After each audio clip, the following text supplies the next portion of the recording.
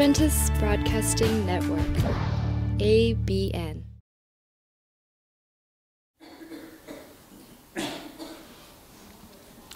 여러분 안녕하십니까?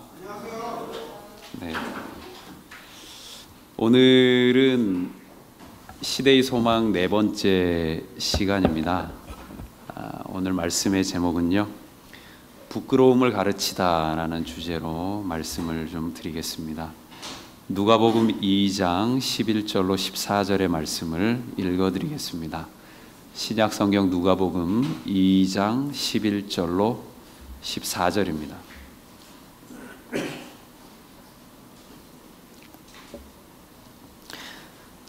제가 쉬운 성경의 말씀을 읽어드리겠습니다. 오늘 다윗의 마을에 너희를 위하여 구세주께서 태어나셨다. 그는 곧 그리스도 주님이시다. 포대기에 쌓여 구유에 누워있는 아기를 볼 것인데 이것이 너희에게 주는 증거이다. 갑자기 그 천사와 함께 많은 하늘 군대가 나타나 하나님을 찬양하였습니다. 높은 곳에서는 하나님께 영광, 땅에서는 하나님께서 기뻐하시는 사람들에게 평화.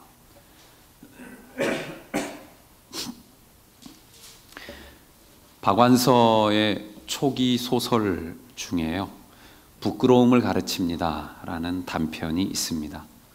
한국이 근대화 과정을 겪으면서 무언가 소중한 것을 놓치고 있지 않나 라는 것을 날카롭게 지적한 소설인데요, 그 소설에서 저자가 얘기하는 것은 부끄러움입니다.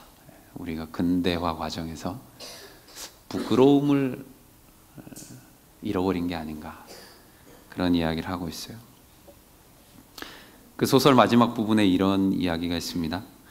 내 주위에는 많은 학생들이 출렁이고 그들은 학교에서 배운 것만으로 모자라 XX 학원, 공공학관, 세모세모 학원 등에서 별의별 지식을 다 배웠을 것이다. 그러나 아무도 부끄러움을 안 가르쳤을 거다. 그렇게 얘기하고 있어요. 개인의 성공을 위해서 온갖 것을 가르치는 학원들이 있죠. 그런데 그 수많은 학원들 가운데 부끄러움을 가르친다는 학원은 하나도 없다는 겁니다. 예수님의 이야기를 읽으면서 나는 무엇을 배우는가? 그것은 아마도 부끄러움이 아닐까, 그런 생각을 해봤습니다. 예수님의 생애를 기록한 시대의 소망을 쭉 읽으면서도 같은 걸 느끼는 거죠. 부끄러움입니다. 예수님의 삶이 참 좋게 보이면서도 어떻게 보면 굉장히 부끄러운 거죠. 아기 예수가 탄생합니다. 천사들이 뭐라 그랬죠? 높은 곳에서는 하나님께 영광, 그랬어요. 예수님의 탄생이 하나님께 영광이라는 겁니다. 예수님이 어디서 태어나셨죠? 그 구유가 어디 있는 구유였죠? 마구간이었습니다. 시끄럽게 탄생하셨습니까? 그러면 그것이 정말 영광스러운 탄생일까요? 예루살렘에 태어난 것도 아니고 그 시대의 패권 국가였던 패권 국가의 중심 도시 로마에서 태어난 것도 아닙니다. 베들레헴에서 태어났어요. 제가 인터넷에서 출산 비용이라고 한번 쳐봤어요. 아기를 낳는데 얼마가 되나 했더니 어떤 그 산모가 필수 품목이라고 해서 33가지를 적어놨어요. 베넷저고리, 내복, 가제손 수건, 큰 수건, 로션과 바스, 오일, 애기 양말, 산모용 패드, 모빌, 애기 체온계, 우주복, 애기 기저귀, 물티슈, 아기 이불, 짱구 베개, 방수요, 애기 욕조, 공갈 젖꼭지, 애기 세제, 젖병, 젖병 집게랑 솔, 젖병 살물, 큰 냄비나 통, 손톱깎이, 면봉, 유모차, 카시트, 기저귀 밴드랑 방수 기저귀 커버, 천기저귀, 가니바구니나 기저귀 서랍장, 딸랑이 발판, 3통, 꿈틀이 인형, 아기 물컵. 그래서 33개가 꼭 필요하대요. 이걸 사는데 뭐 빌리고 저렴한 걸 사고 해서 200만 원이 든대요. 산후조리원 가는데 200만 원이 든대요. 제가 유모차 가격을 쳐봤어요. 그랬더니 제일 싼 게 수십만 원부터 제일 비싼 게 169만 원. 이게 제일 비싼 건지 잘 모르겠어요.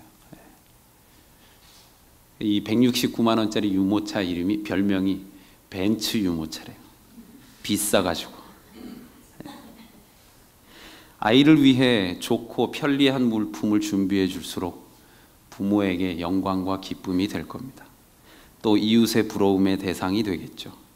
그런데 이런 기본적인 물품도 없이 마국간에서 사람들의 주목도 받지 못하고 태어난 아기 예수, 그를 가리켜 천사들이 하늘에는 영광이라고 했다는 겁니다.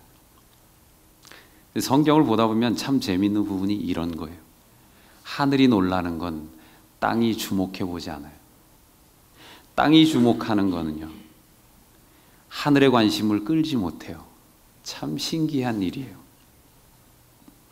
인간도 영광을 추구하고요, 하나님도 영광을 추구합니다. 그런데 그 둘이 추구하는 영광의 개념이 다른 것 같아요. 그래서 요한복음 12장 43절에요. 저희는 사람의 영광을 하나님의 영광보다 더 사랑하였더라 그랬어요. 사람의 영광이 있고 하나님의 영광이 있는데 사람들은 대체로 사람들의 영광을 더 사랑한다는 겁니다.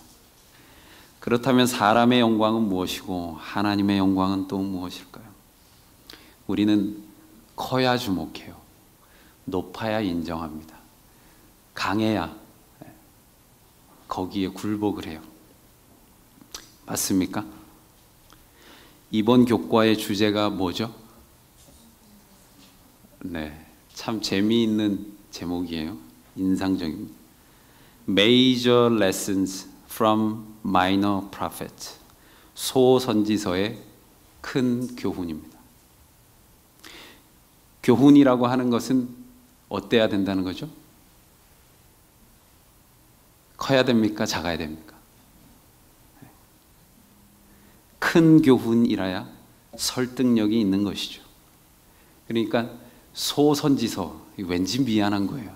선지자, 선지서가 이게 작다. 왠지 미안해지는 거죠. 그래서 큰 교훈이라고 하니까 눈에 쏙 들어오고 마음이 안정되는 거예요. 구약에서도 그런 논리가 많습니다. 가난한 것보다 부자가 되어야 돼요. 꼬리가 아니고 머리가 되어야 됩니다. 큰 민족이래야 돼요. 그것이 하나님께 받은 복의 증거예요. 지배당하기보다는 지배하는 나라여야 합니다. 죽기보다는 죽여야 하는 겁니다.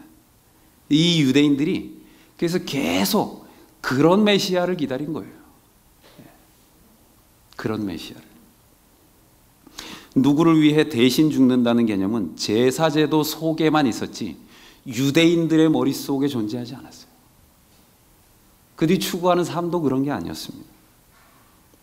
그것은 유대인이 아니었더라도 똑같아요. 느부갓네살이 꿈을 꿉니다. 금머리, 은가슴 이렇게 쭉 금은 동철 쫙 내려가지고 귀하기. 느부갓네살이 가만 보니까 자기네 나라가 어떻게 돼요? 바벨론이 없어져요. 그보다 못한 나라가 일어나요. 안 되겠어요. 그래서 머리끝부터 발끝까지 다 금으로 된 신상을 세우고 자기의 힘으로 바벨론 온 도에 이 방백들을 다 모읍니다. 절시키는 겁니다. 강제로. 그것이 영광이라는 거죠. 그런 점에서 신앙인이나 그렇지 않은 사람들이나 별 차이가 없어요.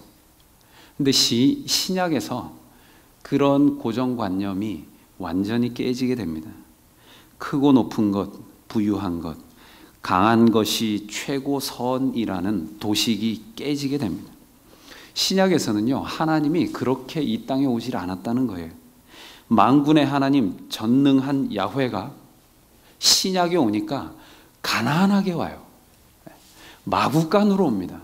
수도로 오는 게 아니고 궁전으로 임하는 게 아니에요. 큰 목소리를 내지 않아요. 성인으로 이 땅에 오는 것이 아닙니다. 연약한 아기로 온다는 거예요. 그럼 사람들은 주목해 보냐?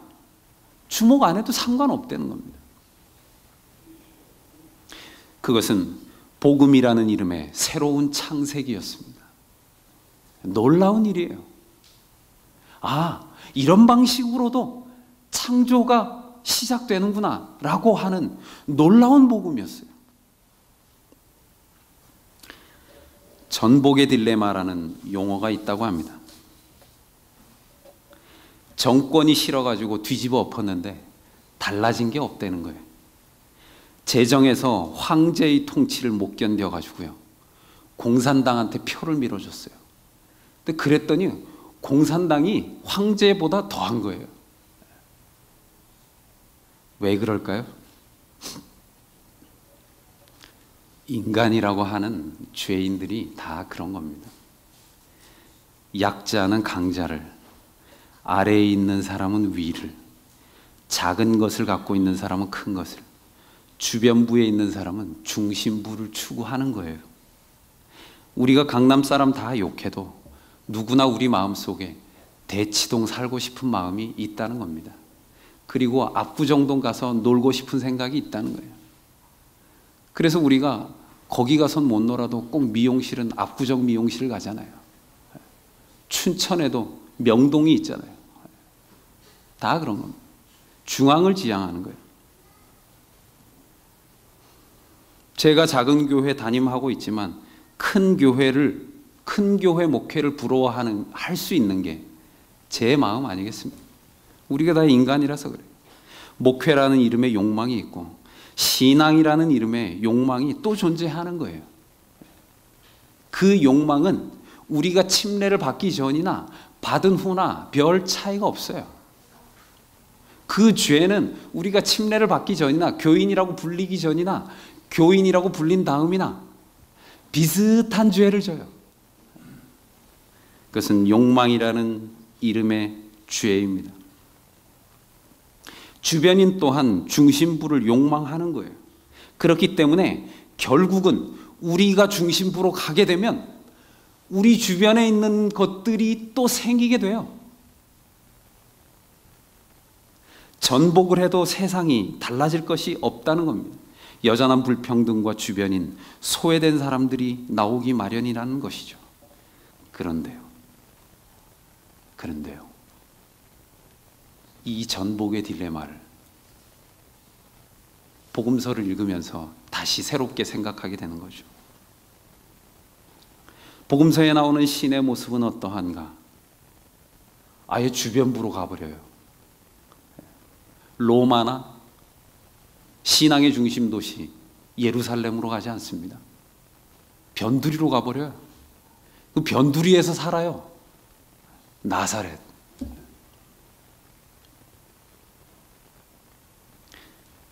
제국의 주변, 그 주변 국가에서도 중심이 아니고 주변에서 또 주변으로 탄생한 신의 아들의 이야기. 복음서는 제국의 왕을 멋지게 굴복시키는 화려한 영웅담이 아닙니다. 오히려 로마의 듣보잡이었던 지방관리에 의해 굴복당하는 이야기였습니다. 어느 시시한 사내의 이야기가 바로 복음서였어요. 시작부터 별 볼 일 없습니다. 탄생과 함께 30년을 침묵해요. 유년기에 고작 성전에 간 이야기가 다예요. 그의 삶이란 그저 민중들과 거리에서 지냈다는 것입니다. 그 가운데 기적적인 체험들이 좀 있었다는 것만 빼면 그다지 주목할 만한 사건도 별로 없어요. 그러던 예수님이 예루살렘에 갑니다. 왜 갔죠? 예수님이 예루살렘에 왜 갔습니까? 우리는 보통 수도에 왜 가죠? 우리는 보통 유명 대학에 왜 진학합니까? 출세하려고 가잖아요. 근데 예수님이 예루살렘에 간 이유는 무엇이었죠? 죽으려고 갔습니다. 얻으러 간 것도 아니고 권력을 쥐기 위함도 아니었어요. 그의 대관식은 죽음을 재촉한 대관식이었습니다. 그의 만찬은 죽음을 앞둔 마지막 만찬이었어요.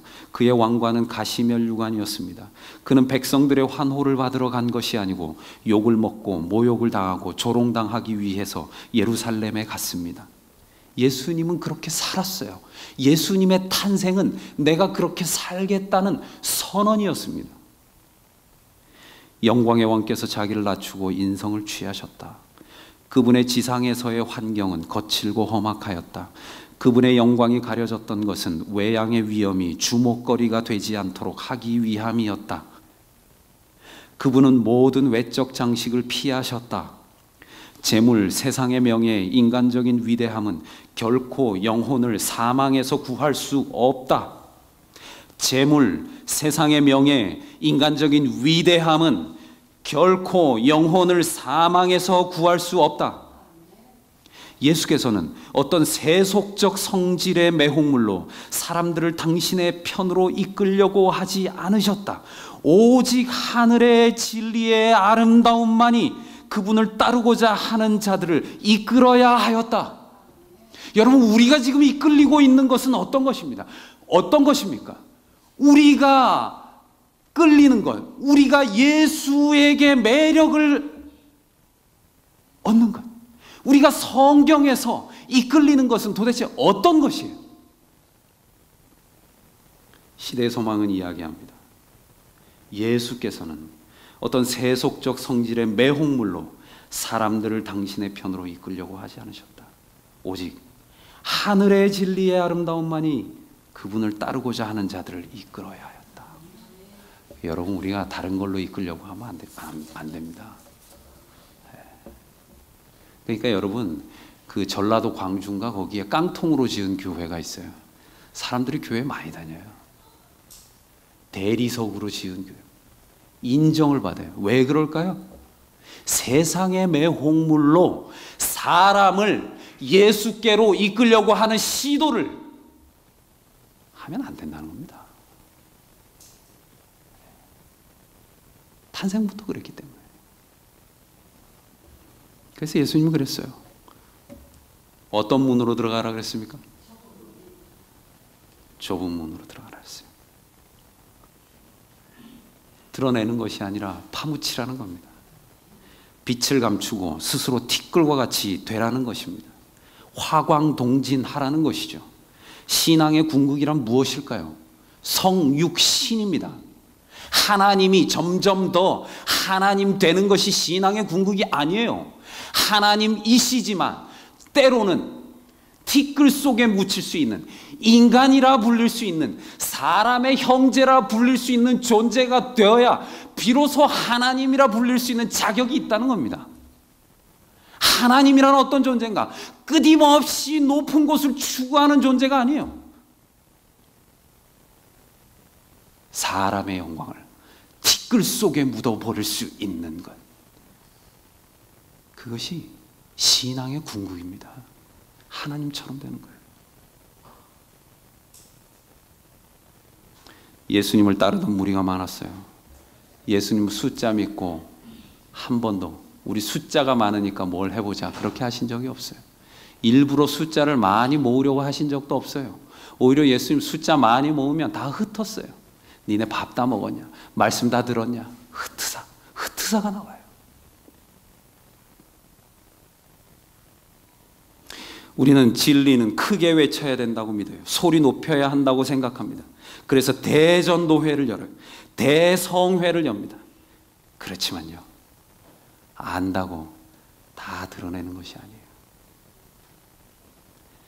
지강유철 선생님이 그랬어요. 언어를 버린 말씀이 있었다. 무슨 이야기냐 하면요, 시편 19편 2절로 4절입니다. 언어가 없고 말하는 소리도 없고 들리는 소리도 없지만 그 소리들은 온 땅에 두루 퍼지고 땅끝까지 퍼져나갑니다. 이거 도덕경에 있는 말씀이 아니에요. 시편 19편에 있는 말씀입니다. 언어가 없고 말하는 소리도 없고 들리는 소리도 없지만 그 소리들은 온 땅에 두루 퍼지고 땅끝까지 퍼져나갑니다. 언어를 가져야만 말하는 것이 아닙니다. 높아져야만 사람들이 주목하는 것이 아니에요.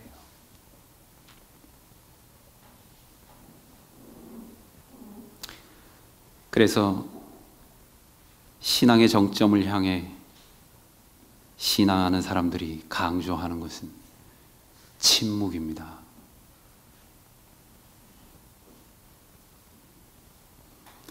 기도의 궁극을 말하는 사람, 말하는 기도가 아니고 침묵하는 기도예요.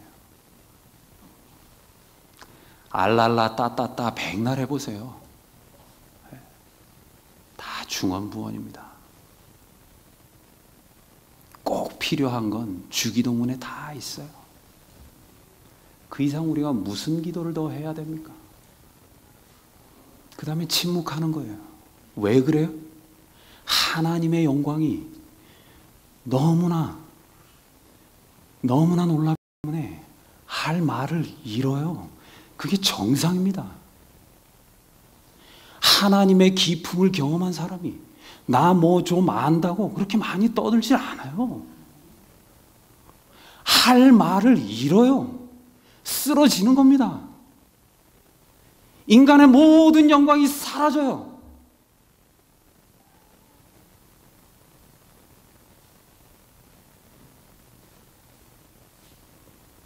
그렇기 때문에요. 구도자의 길이란 무엇인가? 여러분, 침례 안 받은 사람이 구도자가 아닙니다. 침례를 받음으로 우리가 본격적으로 길을 찾아 나서는 사람이 되는 겁니다. 그 구도자의 길이란 감추인 보배를 찾는 것입니다. 진리는 더듬어 찾는 것이죠. 누구처럼 증거를 찾는 게 아니에요. 믿음은 보지 못하는 것들의 증거라 그랬어요. 그런데 우리는 자꾸 기드온처럼 보여주면 믿겠다 그래요. 자꾸 도마처럼 만져보고 믿으려 그래요. 과학으로 입증되어야 창조도 믿겠다고 합니다. 믿음은 그런 것이 아닙니다. 신앙이란 증거를 찾는 행위가 아니에요. 더듬어 찾는 것입니다. 감추인 것을 볼 줄 아는 눈을 기르는 것입니다. 그렇기 때문에 안약을 발라 보아야 하는 것입니다. 감추인 것을 볼 줄 아는 눈, 감추인 가치를 평가하는 눈. 그렇기 때문에요, 여러분, 진짜 예수는 어쩌면 설교단에서 뻔지르르한 말을 잘하는 저 같은 목사의 모습에서 나온다라기보다는 지금 우리 교회 안에 묻혀서 신앙생활하는 그 어떤 분에게 예수의 진실한 모습이 있을 수가 있어요. 어쩌면 이 시간에 교회에는 없지만 길에서 폐지를 줍는 어떤 어르신들의 모습에서 우리가 예수 그리스도를 볼 수 있는 겁니다. 소설가 정유정이 한 이야기 중에 흥미로운 이야기가 있습니다. 이 사람이 작가가 되기 전에 간호사를 했대요. 그때 만난 한 분이 있었습니다. 눈먼 어떤 어르신이었대요. 이분은 6.25 전쟁 때 폭탄 파편을 맞아서 두 눈의 시력을 완전히 잃었답니다. 먹고 살 길이 막막해서 은어를 잡는 어부가 되었다 그래요. 여러분, 앞이 안 보이는데 어부를 할 수 있습니까? 그런데 이분이요, 보이지가 않는데 배를 타면요, 이렇게 바다 밑에서 은어가 다니는 소리가 들린대요. 그 은어를 많이 잡았어요. 그래가지고 자기 자식들 다 대학 공부까지 시켰답니다. 참 신기하죠? 이분이 그렇게 은어를 잡아서 수십 년을 그렇게 살았어요. 그러던 어느 날 방송사에 방송에 이 눈먼 어부의 이야기가 나왔어요. PD가 찾아온 겁니다. 그분의 이야기를 다 들었어요. 듣고 보니까 상위 군인이에요. 근데 연금도 못 받고 있어요. 그래서 국가에다가 다 수속을 밟아가지고 연금도 받게 해드리고, 전국 곳곳에서 이분이 참 그동안 너무 힘들게 살았으니까 성금이 많이 온 거예요. 그래서 아이러니하게 이분이 아주 여유롭게 살게 된 거예요. 그런데요, 되게 재밌는 거는요, 어느 날 갑자기 배를 타고 나가도 물속에서 은어의 소리가 들리질 않더래요. 이 사람이 먹고 살만해지니까 물속에서 은어 소리가 안 들리더래요. 참 인상적이었어요. 베드로가 그랬습니다. 거지에게 은과 금은 내게 없으나 내게 있는 것을 당신에게 주겠소. 나사렛 예수 그리스도의 이름으로 일어나 걸으시오. 베드로는 없었어요. 은과 금이 없었습니다. 가난했어요. 뭘 줄 수 있었습니까? 예수 그리스도의 이름으로 일어나 걸으시오. 예수 그리스도를 줄 수 있었어요. 다 없었습니다. 그리스도가 그에게 있었어요.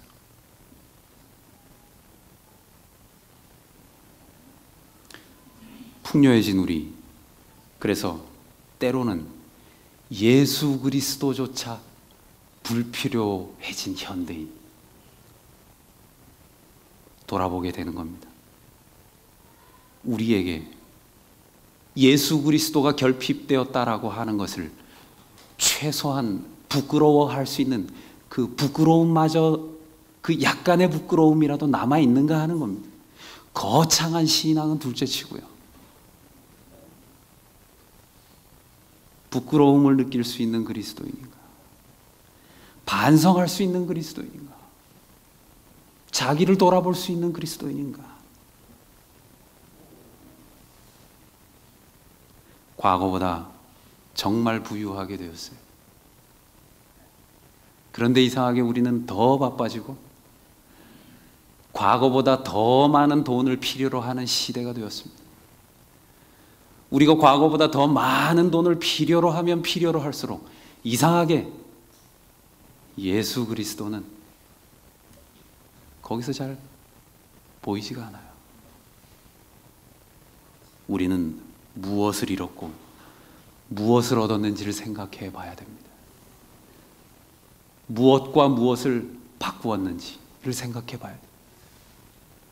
우리의 거래 속에 정말 우리는 얻은 것이 있는지를 생각해 봐야 됩니다. 그러한 생각이 없다면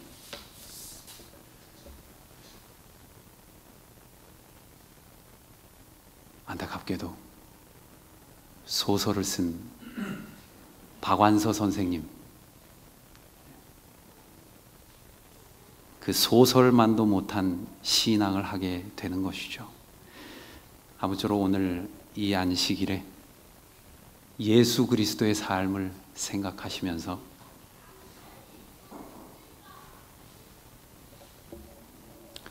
조그만 결심이 있는 안식일이 되시기를 간절히 바랍니다.